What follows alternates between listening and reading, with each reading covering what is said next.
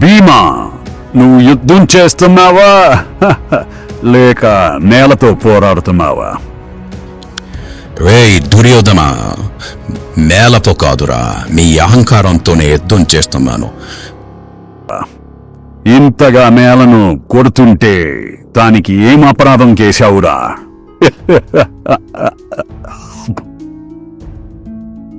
కానీ నువ్వు నేల మీద పడి ఉండలేక నేల దగ్గరికి జాడి పడుతున్నావు కాబట్టి దానికి కొంచెం ఉపదేశం చేస్తున్నాను రా. ఏం మాటల్లో మాత్రం గొప్పవాడివయ్యా, కాని జాగ్రత్తగా కొట్టు, నేల పగులు పడుతుందిరా. నేల పగిలితే పర్వాలేదు, నీ గర్వం పగిలితే చాలు. అది ఎన్నో ఏళ్లగాను పగిలేందుకు సిద్ధంగా ఉందిరా. అంటే నువ్వా నన్ను సరిచేస్తానంటావా భీమా? అవునరా, నన్ను ఎదుర్కొనేవాడు ఎవరైనా మారిపోతాడు. నువ్వెంత మరింత మారాల్సిందే. అరే తిండిపోతు భీమా, యుద్ధం కంటే నీ మాటలే ఎక్కువ గాయపడుతున్నాయి. జాగ్రత్తగా ఉండు.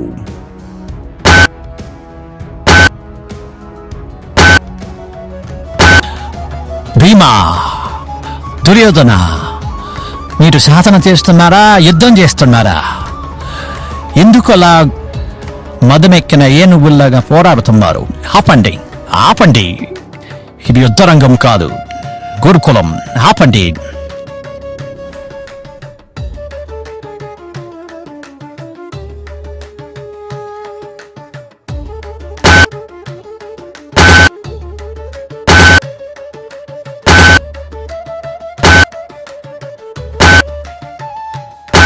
ఆపండి, ఆపండి. ఇది యుద్ధరంగం కాదు, గురుకులం. ఆపండి. సోదరా, వాదనతో గెలవడమే గౌరవమని భావించుట మనుషుల స్వభావమే. కానీ మనసును గెలుచుకుంటే మిగమైన విజయమగును. కోపంతో పలికిన మాటలు క్షణంలో గెలిపించునేవో కానీ శాంతంతో పలికిన వాక్యము జీవితాంతము నిలిచిపోవును. గర్వం గుండెల్లో నిలిచినచో విభేదాలు పెరుగుం. వినయం హృదయంలో వెలిచినచో స్నేహబంధం బలపడుము. అందుచేత వాదన కన్నా శాంతం శ్రేష్టం. అహంకారం కన్నా వినయం మేలైనవి. పరులపై గెలుపు కన్నా మనసుపై గెలిపే పరమ విజయం. విను ధర్మరాజా, నాలో అపరిమితమైన శక్తి ఉంది. యుద్ధరంగంలో నా గర్జన విన్నవారు వెనక్కి తగ్గుతారు. నువ్వు మాత్రం మాటలతోనే గెలవాలనుకునేవాడివి. నీ బలం నీ వాక్చాతుర్యమే తప్ప భుజబలం కాదు. శస్త్రాలు మెరుస్తున్నప్పుడు నీ ధర్మవాక్యాలు ఎవరికి కనబడగలో చెప్పు. గాలిమాటలు గర్జన కాదా? ఒక్కసారి విసిరితేనే నిజమైన బలం తెలుస్తుంది. అందుకే చెప్తున్నాను, నాలో శక్తి ఉంది. అతి మాటల వాక్చాతుర్యం కల రాజు మాత్రమే. దుర్యోధన, గర్వం గర్జించినంత మాత్రాన గొప్పదవుడు. అది కొండపై ప్రతిధ్వని లాంటిది. శబ్దం ఎక్కువ, సారం తక్కువ. వినయం మాత్రం నిశ్శబ్దంగా ప్రవహించే గంగలా ఉంటుంది. అది ఎవరికీ వినిపించకపోయినా అందరినీ తాకుతుంది. గర్వం కళ్ళని మూసివేస్తుందయ్యా. వినయం మనసును తెరుస్తుంది. గర్వంతో నడిచేవాడు తాత్కాలికంగా ఎదిగినట్టే కనిపిస్తాడు. కానీ వినయంతో నడిచేవాడే శాశ్వతంగా నిలిచిపోతాడు. అందుకే చెప్తున్నాను, గర్వం కాదు, వినయం గొప్పదయ్యా.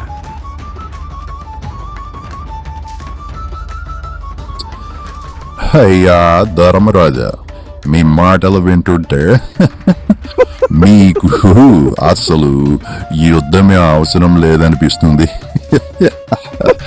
అయితే శత్రు వస్తే పుష్పాలతో స్వాగతం చేయమంటారా లేక శాంతి గీతాలు పాడమంటారా చెప్పండి అయ్యా ధర్మరాజా. దుశ్శాసన, గర్వంతో మాటలు మీరుతున్నావు. పుష్పంతో స్వాగతం చేయవలసిన వారిని గదతో కొట్టుము, గదతో ఎదిరించవలసిన వారిని పుష్పంతో పలకరించుము. అవి నీ నైజము. మా అన్నయ్య ధర్మరాజు ధర్మం పాటిస్తాడు. ఆ ధర్మం ఏం చెప్పునో మేము అది ఆచరిస్తాము. అది శాంతి అయినా సరే, యుద్ధమైనా సరే. గుర్తించుకో దుశ్శాసన. మీరంతా మాటలతోనే గెలుస్తారు. యుద్ధ రంగంలో చూసుకుంటాం. అప్పుడు ఈ శాంతి ఎక్కడికి పోతుందో చెప్పడం తేలిక. యుద్ధంలో శాంతిని పాటించగలవా? ఓ దుశ్శాసన అన్నయ్య, మాటలతో గెలవడమే అని మీరు చెప్పింది నిజమే కావచ్చు, కానీ మాట మొదలైన వెంటనే కోపంగా ఆహ్వానించుక వీరత్వమేనా లేక అవివేకమా ఆలోచించాలి కదా. అన్నయ్య, వాదము అనేది జ్ఞానముకు మార్గము, కానీ కోపం దానికి అడ్డుగోడవలే నిలుస్తుంది. మీరు ప్రతి మాటను యుద్ధం వల్ల భావిస్తే సంభాషణ ఎక్కడ మోగుస్తుంది? మీరందరూ జ్ఞానం చెప్పడంలో దిట్టలైపోయారు, కానీ యుద్ధరంగంలో ఆ జ్ఞానం తక్కిలా అవుతుందా? అక్కడ మాటలు కాదు, బలం బలం బలం మాట్లాడాలి.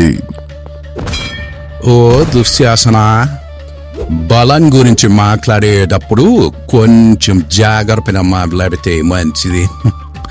ఎందుకంటే ఇక్కడ కొందరికి బలం మాటల్లోనే ఉంటుంది, కానీ మరికొందరికి బలం భుజాల్లో ఉంటుంది.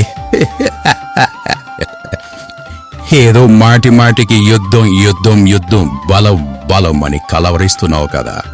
యుద్ధ రంగంలో చూసుకుందామన్నావు కదా.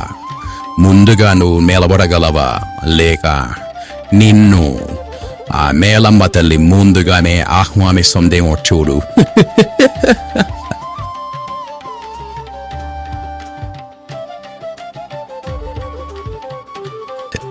అయితే ఈ వాదమంతా వినిపిస్తుంటే మాకు ఒక సందేహం వచ్చింది. ఓ అన్నయ్య, ఏం పీన్? నీకు సందేహమా? మళ్ళీ యుద్ధమా? అది కాదు, ఇంతసేపు వాదిస్తే ఆకలి పెరుగుతుంది కదా. ఈరోజు భోజనంలో ఏం శబ్దమైందో తెలుసుకోవాలనే ఆలోచన. అన్నయ్య, మీకు యుద్ధం వచ్చినా ఒకటే, వాదన వచ్చినా ఒకటే, చివరికి అది భోజనమే గెలుస్తుంది.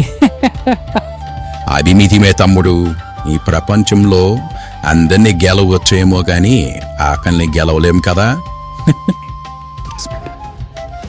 భీమా, ఎక్కువైందని పరిహాసం. ఈ గురుకులంలో ఇక్కడ మన మాటకు విలువ ఉండాలి, నవ్వులు కాదు. వై దుర్యోధన, నేను పరిహాసం చేయలేదు. మీ వాదనలో లోపం చూపించాను. నిజం వినిపిస్తే కొంచెం గర్వంగానే అనిపిస్తుంది. హే ధర్మరాజా, నువ్వు చెప్పు, ఇక్కడ ఎవరి మాట బలం ఉంది? నా వాదనలోనా లేక మీ వారి మాటలలోనా? దుర్యోధన, వాదనతో గెలడం కంటే సత్యం తెలుసుకోవడం ముఖ్యం.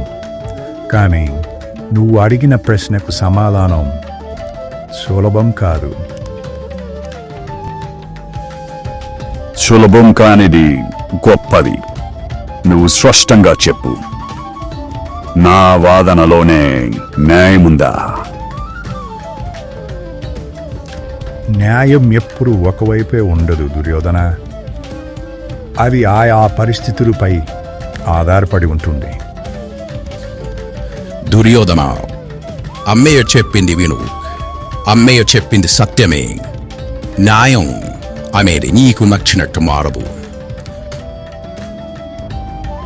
భీమా, నువ్వెందుకు మా ఇద్దరి మధ్యలో వస్తున్నావు? ఇది నాకు మరియు ధర్మరాజుకు మధ్య వాదన.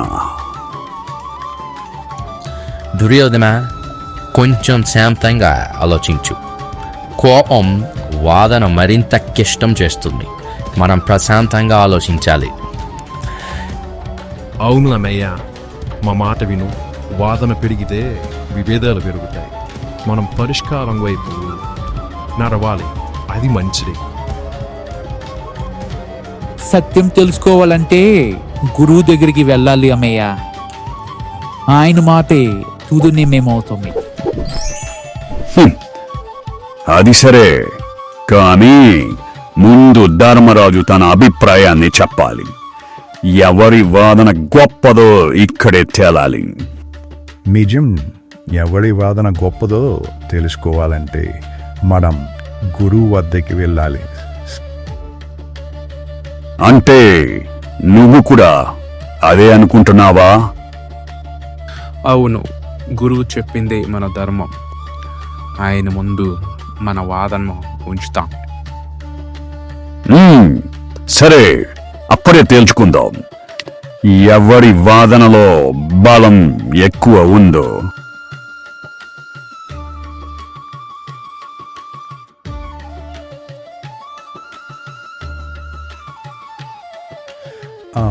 సరే, వెళ్దాం.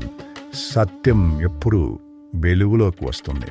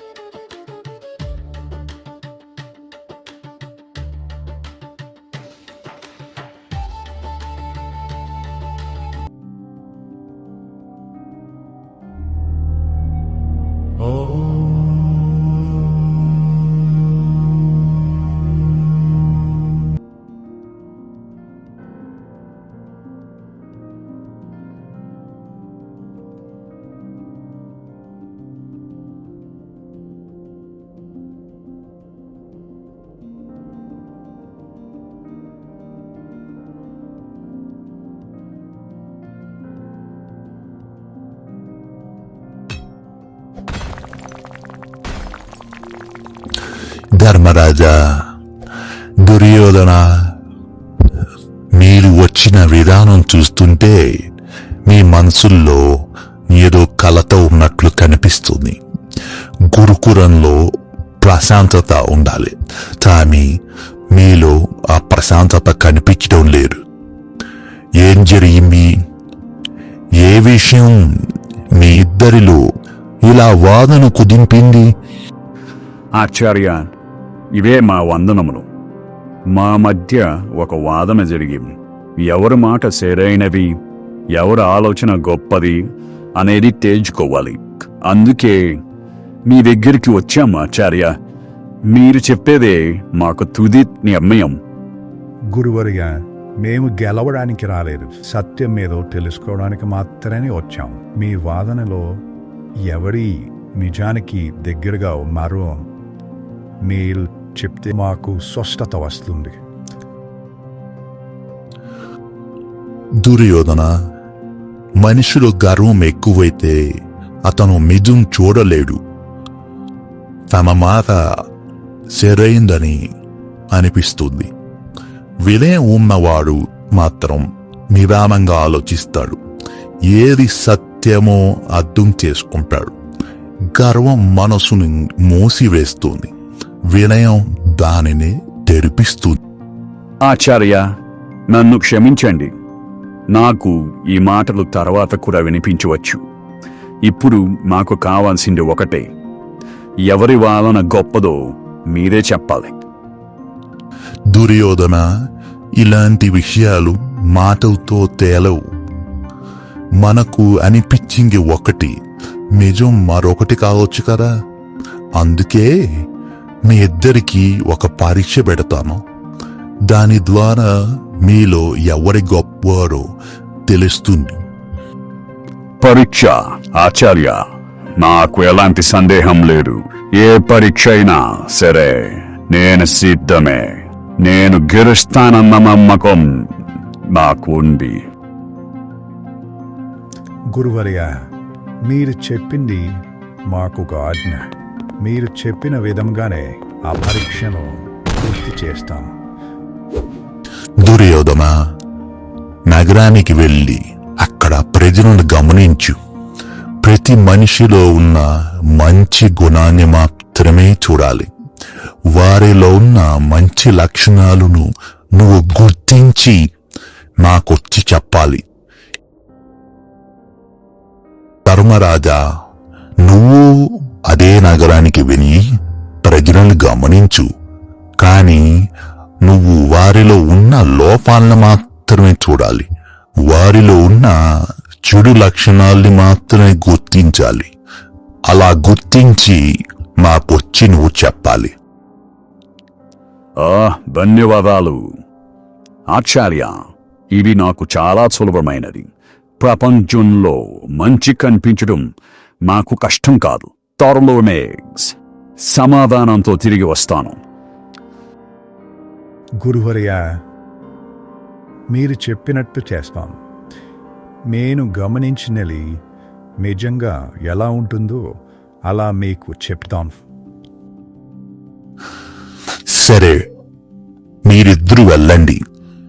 నేను చెప్పిన విధంగా ఆచరించండి. ఒక్క విషయం మాత్రం బాగా గుర్తుంచుకోండి. మనిషి ప్రపంచాన్ని ఎలా చూస్తాడో అదే అతని మనసు, అతని స్వభావాన్ని ప్రతిబింబిస్తుంది. మనం చూసేది ప్రపంచం కాదు, మన మనసు చూపించే రూపమే.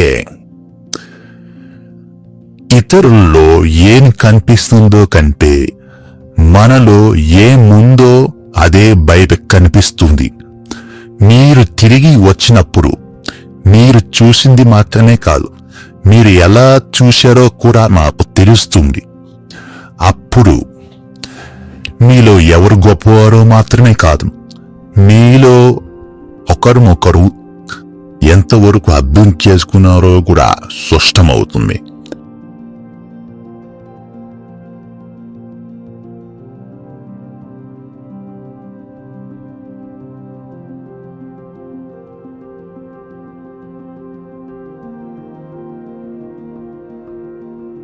దుశ్శాసన, నువ్వు ఇక్కడే ఉండు. ఇక్కడుండి గురుకుల పరిస్థితిని గమనిస్తూ ఉండు. అలాగే అమ్మయ్య. టామీ, మీరు అక్కడే ఎలా వెళ్తారు? నేను అంతడిగాడా? నాకు సమయం గడవడానికి వకులుడని నాతో పాటు తీసుకుని వెళ్తాను. ఓ వకులుడా, ఎక్కడికి రా, మనం మెరడానికి బయలుదేరాలి. ఆర్య వస్తున్నారు. అలాగే ఆర్య, మీతోనే వస్తాను.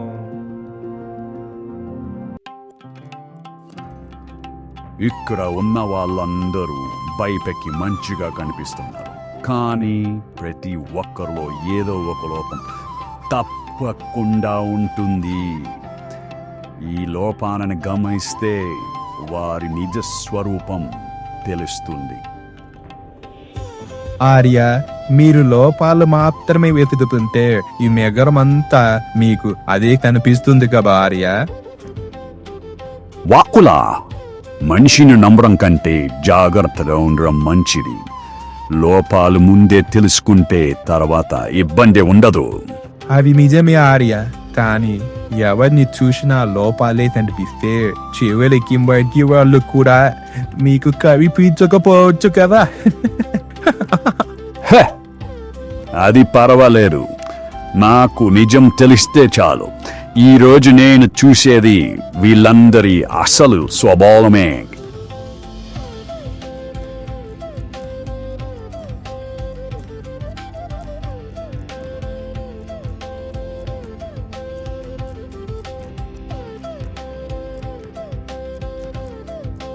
అయ్యా, ఎంతో దూరం నుంచి వస్తున్నాను. నాకు చాలా ఆకలి వేస్తుందయ్యా. కొంచెం అన్నం ఇస్తే ఆకలి తీర్చుకుంటానయ్యా. అయ్యా, ఎందుకు అంత సంకోచం? ఇక్కడికి వచ్చే వాళ్ళందరూ ఆకలితో వస్తారు, తృప్తిగా వెళ్తారు. రా, ఇక్కడ కూర్చో. ముందుగా మీ ఆకలి తీర్చుకుందాం. ఇదిగో, ఇది కొంచెం వేసుకో, మెల్లగా తిను. ఆకలిలో ఉన్నప్పుడు తొందరగా తింటే కడుపుకి ఇబ్బంది అవుతుంది. ఇంత ఆకలిలో ఏలి తిన్నా అమృతమే కదా. అయ్యా, ఇది నిజంగానే నాకు ఎంతో ఉపశమనం ఇస్తుంది. కొన్ని క్షణాల క్రితం చాలా అలసటగా అనిపించింది. ఇప్పుడు నాకు బలంగా అనిపిస్తుంది అయ్యా. అదే కదా నేను చెప్పేవి. ఆకలి తీర్చినప్పుడు మనసుకు శాంతి వస్తుంది. మన దగ్గర ఉన్నది కొంచెమైనా పంచుకుంటే అది పెద్దదైపోతుంది.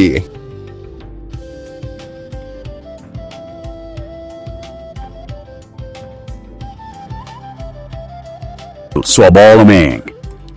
ఇది చూస్తుంటే దానంలాగా కనిపిస్తుంది, కానీ నాకు మాత్రం ఇది ప్రదర్శనశాల అనిపిస్తుంది.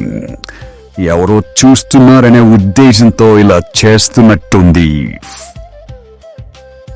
ఆర్య, మీరు ఎలా చూసినా మీ అభిప్రాయం మీది, కానీ ఒక విషయం మాత్రం నిజం. ఇక్కడ ఆకలి తగ్గుతుంది. అది ప్రదర్శన అయినా సరే ఈ అన్నం మాత్రం నిజంగా కడుపు నింపుతుంది. అయ్యలారా, ఇది ప్రదర్శన కోసమో దానమో నాకు తెలియదు, కానీ నాకు మాత్రం ఇది ప్రాణం లాంటి సహాయం. మనం మంచిగా చేయాలి. ఎవరెలా అనుకుంటారో వాళ్ళ విషయం అది. ఆకలి తీర్చడం చిన్న పని కాదు, అవి హృదయం నుంచి రావాలి. మొహమాట పడకు. ఇంత తేవాలంటే చెప్పు. ఇక్కడ అన్నం కొంచెం ఎక్కువ ఉందిలే. అయ్యా అయ్యా అయ్యా, ఒక చాలా అయ్యా. ఇంకా తిన్నారంటే ఇక్కడే కూర్చోండిపోవాల్సి వస్తుంది. ఇంకా లేచే పరిస్థితి కూడా ఉండదు.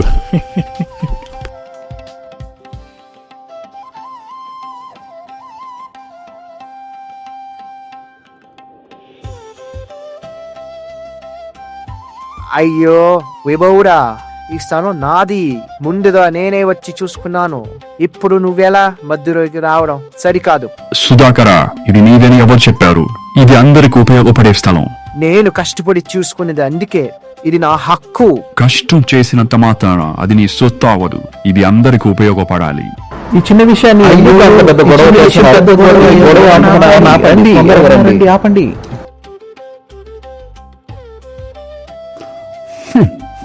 చూశావా వకుల, ఇదే మనుషుల నిజస్వరూపం.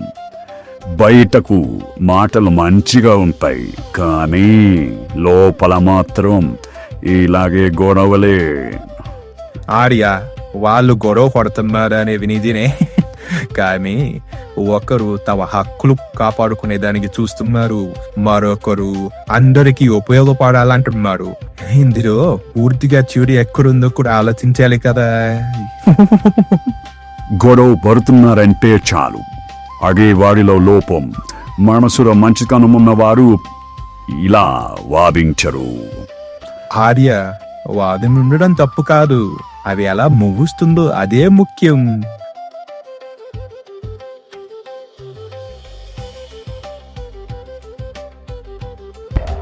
ఏంటి గోళ? నగరం మధ్యలో ఇలా గొడవ పడడం సరికాదు. ఇది నా స్థలమయ్యా, ఇతను తీసుకోవాలని చూస్తున్నారు. ఇది అందరికి ఉపయోగపడే స్థలం. నేను చెప్పేది అదే. ఇద్దరు వినండి, గొడవతో సమస్యలు పరిష్కారం కావు. ఎవరికి హక్కు ఉందో తర్వాత నిర్ణయిస్తారు. ఇప్పటికి గొడవ ఆపండి. మాటలతోనే పరిష్కారం వస్తే గొడవతో అవసరం ఏముంది? ఇదిగో వకుల, చివరికి గొడవే మిగిలింది. ఇవే వారి అసలు స్వభావం. ఆర్య, వాదం ఉండడం తప్పు కాదు, అది ఎలా ముగుస్తుందో అదే ముఖ్యం.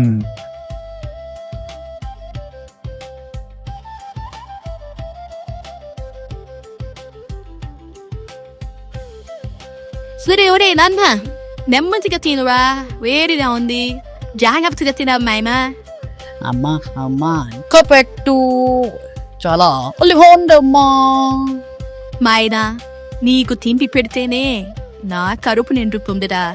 నీ నవ్వు చూస్తే మాకు అలసటంతా పోతుందిరా భయమా బాబాయ్నే. ఆర్య అటు చూడండి ఒకసారి.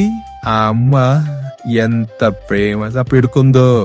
ఎంతైనా అమ్మ చేతి ముద్దకి ఏ వంటకు సాటి రాదు ప్రభు. వకుల, ఇదంతా సహజం. తల్లి తన బిడ్డకు అన్నం పెడుతుంది. దాంట్లో నీకు అంత ఆశ్చర్యమేముందయ్యా? అవును ఆర్య, సహజమే. కానీ ప్రతి సహజంలోనూ ఒక మాదిరి ఉంటుంది. అందులో తల్లి ప్రేమలో ఇంకా ఎక్కువ అవ్వాలి. ఏమిటి? మాధుర్యం కాదు, అది బాధ్యత. బాధ్యతను ఎవరైనా చేస్తారు, అందులో తల్లి తప్పకుండా చేస్తుంది. ఆర్య, బాధ్యతకు పెడితే ఇలా ఊదుతూ పెడతారు కదా. ఇక్కడ ప్రతి ముద్దులో చిన్న తల్లి ప్రేమ దాగి ఉంది. మా తల అనిపిస్తుంది. ఏమిటి చిన్న ప్రేమ? ఇది ప్రేమ లేక అలవాట?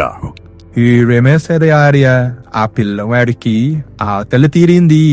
అడే ఈ దృశ్యంలో చాలా పెద్ద విషయం.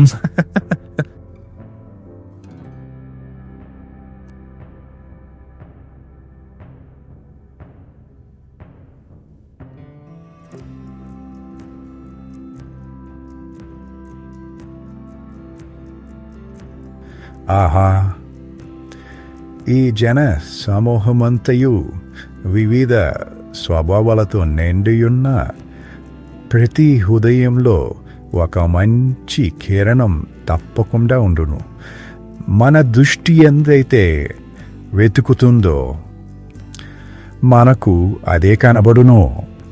నేడు నేను ఈ నగరంలో మంచితనాన్ని దర్శించుటకు వచ్చి తిని.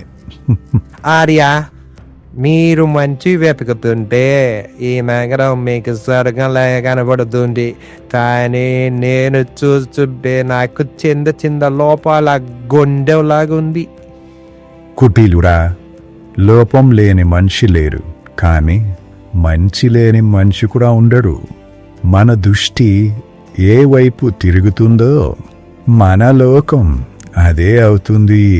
ఆర్య, మీరు ఇలా మంచి మాత్రం చూస్తూ పోతే ఎప్పుడో ఒకరోజు ఎవరో మోసం చేసినా కూడా ఇది మంచిదే అంటారేమో.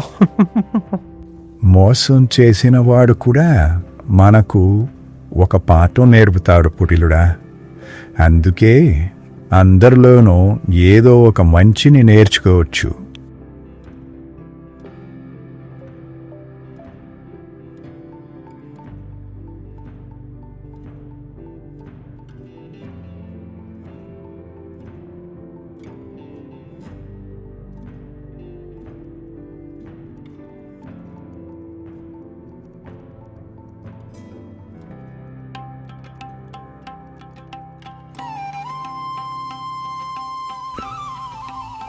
అయ్యా, 3 రోజుల నుంచి నడుస్తూ వస్తున్నాను.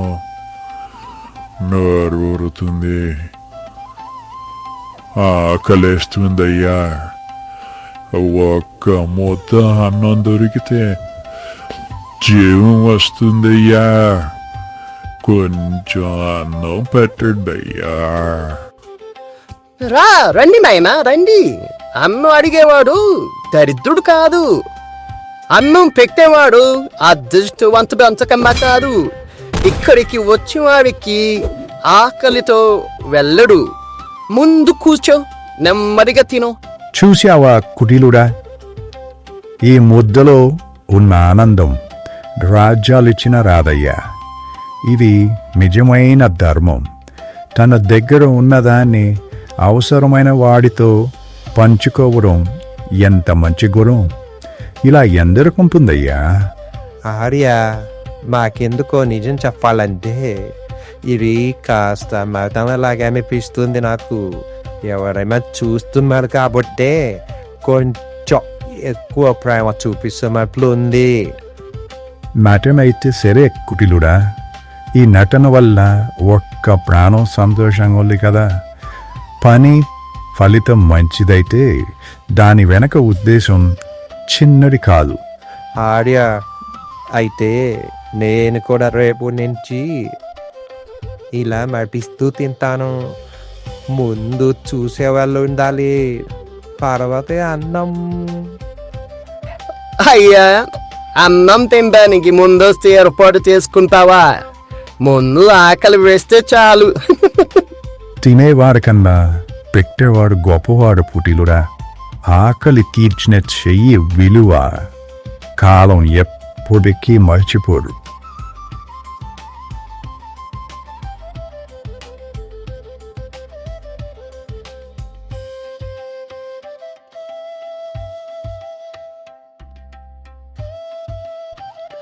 ఇదిగో అందరు వినండి, ఇది మా స్థలం. నేనే కష్టపడి శుభ్రం చేసుకున్నాము. ఇక్కడ ఎవరికి హక్కు లేదు. ఇదిగో చూడు సుధాకర, మీ కష్టం ఎవరు చిన్న చూపు చూడలేదు. కానీ ఈ స్థలం అందరికీ ఉపయోగపడాలి. ఒక్కడికే కాదు, గ్రామం మొత్తానికి. అయ్యో అయ్యయ్యో అయ్యా, ఆపండి, గొడవ ఆపండి. ఈ గొడవ మాటలతోనే పరిష్కారం కనిపిస్తుంది. ఇంకా గొడవ పెంచాల్సిన అవసరం లేదు. ఇద్దరు ఒక అడుగు తగ్గితే ఈ సమస్య ఇక్కడే ముగిసిపోతుంది. అర్థం చేసుకోండి. నువ్వు ఈ స్థలాన్ని శుభ్రం చేసావు, అందుకు తగ్గ గౌరవం నీకు ఖచ్చితంగా దక్కుతుంది. అదే విధంగా ఈ స్థలాన్ని అందరికీ నువ్వు పంచావంటే ఆ గౌరవం ఇంకా పెరుగుతుంది. అందరిలోనూ నువ్వు చాలా మంచివాడు అవుతావు. అర్థం చేసుకొని ముందుకు సాగండి. గొడవలు ఎందుకు? కూర్చొని మాట్లాడుకుంటే ప్రతి సమస్యకి తప్పకుండా పరిష్కారం వస్తుంది. చూసారా ఆర్య, ఇవే మనుషుల అసలు స్వభావం. ఒక చోట ఉన్న ఇద్దరు గొడవ పడతారు. లేదు కుటీరుడా, ఇక్కడ గొడవ కనిపిస్తున్నా అందులో ఒక భావం వేరే ఉంది. ఒకడు తమ కష్టం కాపాడుకునేదానికి చూస్తున్నాడు, మరొకడు అందరికీ మేలు జరగాలని కోరుకుంటున్నాడు.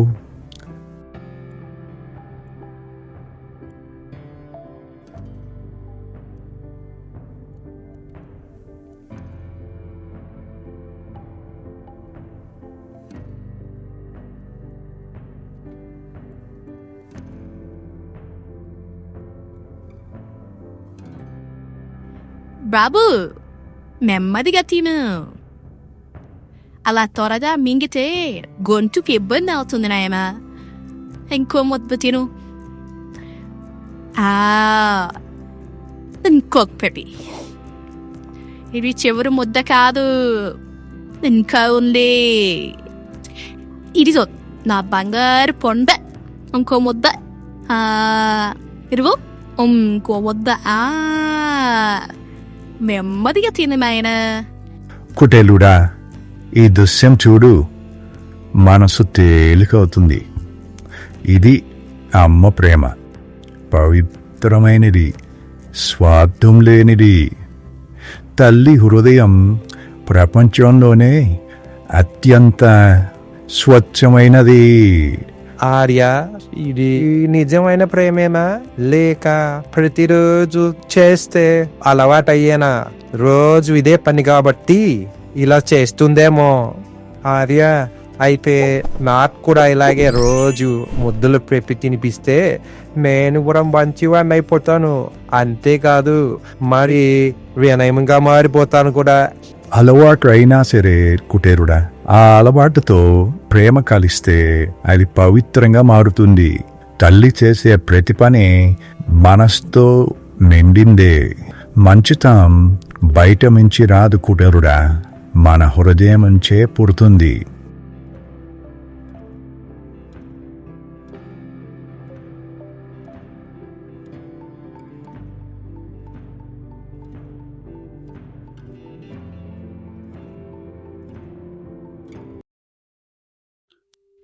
మీరిద్దరూ ఈరోజు పొరలైన ప్రేమం చేసి వచ్చారు. ఇప్పుడు చెప్పండి, మీరు చూసింది ఏంటి? మీరు నేర్చుకున్నది ఏమిటి? గురువుగారు, నేను చూసింది నిజం. ఈ ప్రపంచంలో ఎక్కువ మంది స్వార్థపరులే. లోపాలు దాచుకునే వాళ్ళు ఎక్కువ, మంచి చేయడం చాలా తక్కువ. గురువుగారు, నేను చూసింది వేరేలా ఉంది. సహాయం చేసిన వాళ్ళు ఉన్నారు, ఆశ్రయం ఇచ్చిన వాళ్ళు ఉన్నారు, ఆకలిని తీర్చిన వారు ఉన్నారు. దుర్యోధన, నువ్వు ఒక పెద్ద తప్పు చేశావు. అది ఏమిటో తెలుసా? తప్ప? నేను నిజం మాత్రమే చెప్పాను గురుదేవా. నిజం చెప్పడం తప్పు కాదు దుర్యోధన, కానీ నువ్వు చూసింది నిజం కాదు. నువ్వు చూసింది నీ కోపం. నువ్వు ప్రతి సంఘటనలోనూ సహాయాన్ని చెయ్యకుండా లోపాన్ని మాత్రమే వెతికావు. ఒకడు అన్నం పెట్టినప్పుడు అది నీకు నటనలా కనిపించింది. ఒకరు సహాయం చేసినప్పుడు అది నీకు స్వార్థంలా అనిపించింది. కానీ నిజంగా నువ్వు చూసింది ప్రపంచం కాదు, నువ్వు చూసింది నీ మనస్సు. అంటే నేను అన్నీ తప్పుగా చూశామా? నిజం చెప్పడం తప్పు కాదు దుర్యోధన, కానీ నువ్వు చూసింది నిజం కాదు. నువ్వు చూసింది నీ కోపం. నువ్వు ప్రతి సంఘటనలోనూ సహాయాన్ని చెయ్యకుండా లోపాన్ని మాత్రమే వెతికావు. ఒకడు అన్నం పెట్టినప్పుడు అది నీకు నటనలా కనిపించింది. ఒకరు సహాయం చేసినప్పుడు అది నీకు స్వార్థంలా అనిపించింది. కానీ నిజంగా నువ్వు చూసింది ప్రపంచం కాదు, నువ్వు చూసింది నీ మనస్సు. అంటే నేను అన్నీ తప్పుగా చూశామా? తప్పుగా కాదు, పూర్తిగా చూడలేదు. లోపం మాత్రమే చూసేవాడు మంచితనాన్ని అర్థం చేసుకోలేడు. ఈ సమస్య ప్రపంచంలో లేదు దుర్యోధన, మీ చూపులో ఉంది. గురువుగారు, అయితే నిజం ఒకటేనా? నిజం ఒకటే, కానీ దాన్ని గ్రహించే మనసులు వేరే వేరే. కానీ నాకు అనిపించింది నిజం గురువుగారు. నేను అబద్ధం చెప్పలేదు. అది నీ తప్పే దుర్యోధన. నువ్వు అనిపించింది నిజమనుకున్నావు. అనుభవం చూపించింది కాదు, అర్థం చేసుకున్నదే అనుభవం. కోపం ఉన్న కళ్ళకు ప్రపంచం ఎప్పుడు తప్పుగా కనిపిస్తుంది. శాంతమైన మనసుకే సత్యం కనిపిస్తుంది. అయితే నేను తప్పు కాదు, నా చూపే నిజం.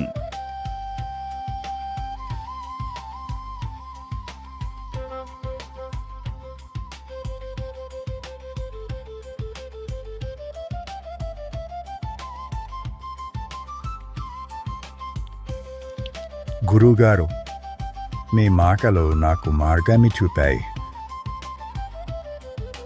నువ్వు అర్థం చేసుకున్నావు ధర్మరాజా, అదే నీ విజయం. ఈ ప్రపంచం ఒకేలా కనిపిస్తుంది, కానీ అది చూసే మనుషులు బట్టి మారుతుంది. కోపంతో చూసేవాడు లోపాన్ని చూస్తాడు, ప్రేమతో చూసేవాడు మంచితనాన్ని చూస్తాడు.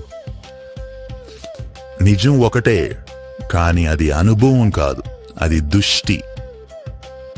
మంచితనం బయట ప్రపంచంలో కాదు, మన లోపల పుట్టాలి. చూపేదాన్ని చెడుగా లేదా మంచిగా చేస్తుంది. మనిషి అన్నవాడు ఎవరికి ఉపయోగపడని బ్రహ్మచెవుడు చెత్త కుప్పలాగా బతకూడదు. 10 మందికి ఉపయోగపడే కరివేపాకు చెట్టులాగా బతకాలి. అది కోసే కొద్దీ చిగురిస్తుంది. మనం మంచిగా అర్థం చేసుకునే కొద్దీ అది మంచిగా కనిపిస్తుంది. గుర్తించుకోండి, మీరు ఏది చూస్తారో అదే మీ ప్రపంచం. మీరు ఎలా చూస్తారో అదే మీ జీవితం.